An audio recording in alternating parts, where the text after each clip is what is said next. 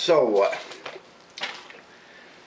I promised I was going to do this second edition of Randy's Rants, and really at this juncture there's no real reason for me to be doing this because the problem has been rectified, at least temporarily. I'd like to think it's like going to be a permanent solution here. But for the time being, there is no problem. I can actually listen to music once again without hearing every, or whatever. So here's the story.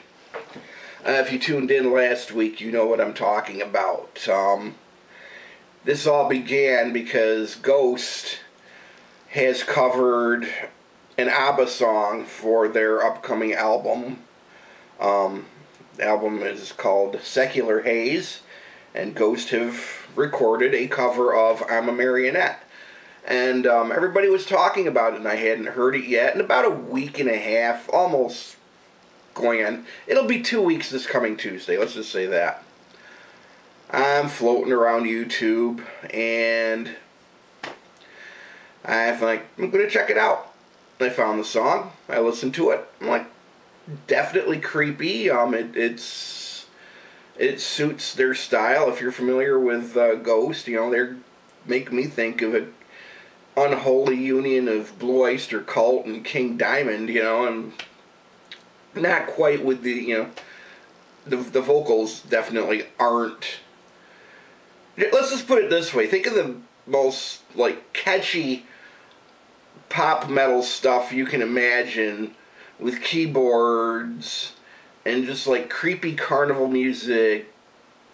And just this stuff will stick in your brain like taffy.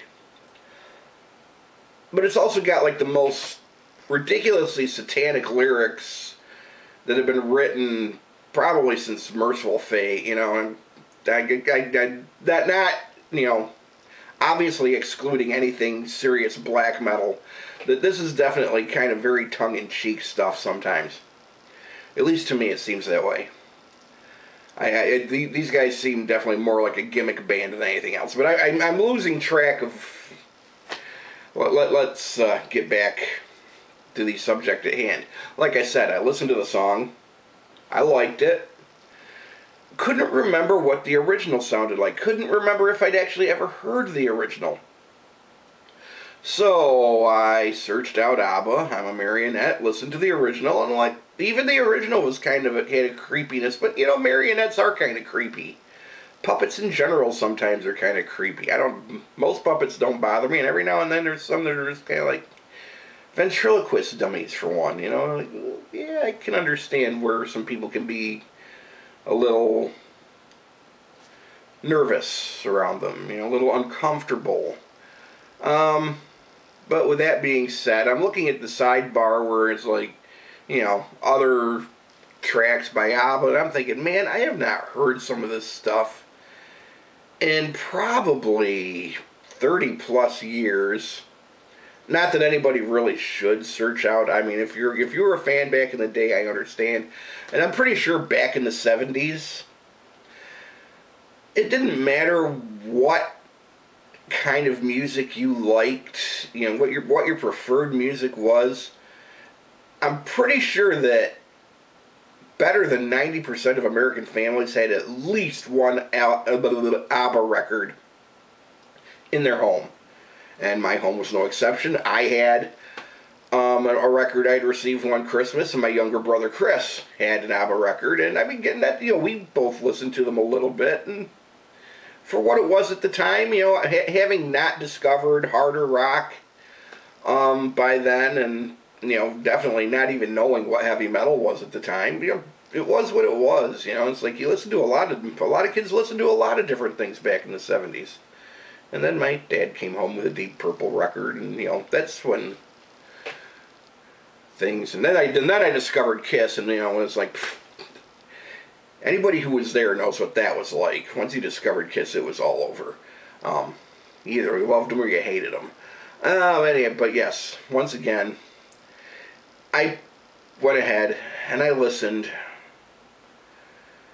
to Take a Chance on Me, because I haven't heard that in forever, and big mistake. That song stuck in my head for over a week, and it's still popping in here and there. Not as bad as it was, but it was constant. You know, the jukebox in my brain was playing Take a Chance on Me by ABBA for a week plus. And I brought this subject up on the Metallica Onslaught last Friday. And, you know, it's like, you know me, if you listen to the show, I break out in song for no apparent reason, just at the drop of a hat. And, of course, having ABBA stuck in my head, I just couldn't have, like, humming it all night and singing snippets, not wanting to, like, piss the guys off, but just, you ever get the, if you've ever gotten a song in your head like that, to that point, you know what I'm talking about. You just can't help it sometimes. By the end of that episode, I had, because we got later in the evening, because we're, like, there until 3 o'clock now, I'd kind of napped. I was, like, dozing in between the last couple talk breaks. And Joe comes in, you know, we talk, and Joe's like, I've put something in you while you were napping there, or something like that. And I'm like, well, what did you do? And he's like, yeah, I implanted the ABBA chip in you. And I'm like, what the fuck is the ABBA chip? I didn't obviously say that, but I'm thinking it. You know, he explains to me that everything I hear, any music I hear from now on, it doesn't matter what it is, how heavy it is, how mellow it is, it's all going to sound like ABBA. And he was right.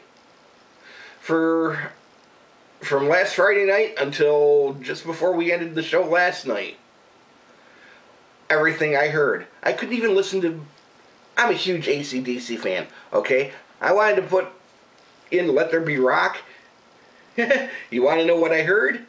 Fucking Dancing Queen. Yeah. Oh, that was such a fucking great Sunday surprise right there. Yeah, Dancing Queen instead of Let There Be Rock. Thank you so fucking much, Joe. Yeah, buddy. Anyway, you get my point. It's bad enough because my day job is at a grocery store, and they play some pretty shitty music over the speakers there throughout the day. Some of it's better than others, obviously, but wow, badness ensues. You know, when you're substituting ABBA for everything, it's pretty horrible. All I can be thankful for is this, you know, it's like, and I shouldn't even say this and put ideas in his head, but I should be thankful that at least he didn't implant me with the Bon Jovi chip, because I think I'd probably blow my head off. But like I said, you know, it's like, it was hell for a week. It was hell. And then Kath started getting on me, because if you've been listening in recent weeks, you also know we were all tripping out on breath strips a couple weeks ago. That was kind of a weird experience, to be honest. It was strange. But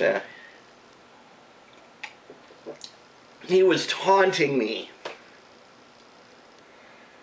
You know, kind of like a couple weeks ago, because he said he didn't have any when he really did, and I went into a rage because I was already in withdrawal at that point. You know, like, give me breast strips. Matter of fact, I could go for a breast strip right now. Ah, that minty burst, and like that sets your tongue on. It feels like cold fire on your tongue, and it was like, oh yeah. Yeah. Anyhow, he was taunting me. And I finally snapped, and I kind of beat the hell out of Kath last night before the end of the show, and because Joe thought that was pretty cool, he was nice enough to turn the ABBA chip off, at least long enough for me to enjoy Testament tomorrow night. Testament, never got to see them back in the day. This will be my first time. They are in Buffalo tomorrow night at the Town Ballroom. Very much looking forward to that one. Overkill, Flotsam and fucking Jetsam on the same bill. Yeah. Thank you for taking that out, Joe. That getting to enjoy that show will probably make up for a week worth of No, no, it doesn't. No, I still think you suck for doing that. But thank you for taking it out, Joe, or turning it off, or whatever the hell you did. Anyhow, that's my rant for this week. I'm out. Horns up, bitches.